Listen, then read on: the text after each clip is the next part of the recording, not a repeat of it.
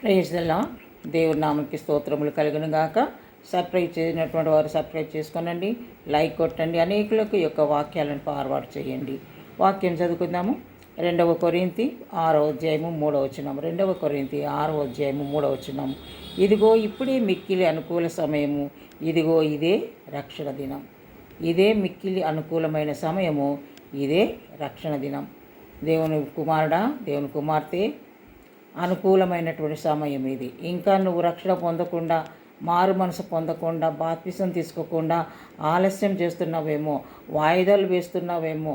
దేవుని బిడ్డ, నీకు ఆయుష్ ప్రభు ఇచ్చినప్పుడు, ఆరోగ్యం ప్రభు ఇచ్చినప్పుడు, సత్యం అన్నది నువ్వు తెలుసుకున్నప్పుడు నువ్వు మార్చుకోవాలి. నీ జీవితాన్ని మార్చుకో, నీ ప్రవర్తన మార్చుకో. ఇక సమయము లేదు దేవుని బిడ్డ. ఎక్కడ చూస్తున్న భయంకరమైన వార్తలు మనం వింటున్నాం. ప్రభు యొక్క రాకడ సూచనలన్నీ సంపూర్ణంగా నెరవేర్చబడుతున్న దినాలలో మనం ఉంటున్నాం. కాబట్టి నీ రక్షణను నువ్వు వాయిదా వేయకు. ఇంకా అప్పుడు తీసుకుంటా బాప్తిసము, ఇంకా రక్షణ పొందడానికి సమయం ఉన్నదిలే, ఇంకా నేను ఎంజాయ్ చేయాలి అని అనుకుంటున్నావా? లేదు. ఈ రాత్రే నీ ప్రాణం పోతే నరకానికి వెళ్ళిపోతావు. కనుక ఈ మాటలు వింటున్నటువంటి నీవు సహోదరి, సహోదరుడా, నువ్వు రక్షణ పొందు. ఇదే నీకు అనుకూలమైన సమయము.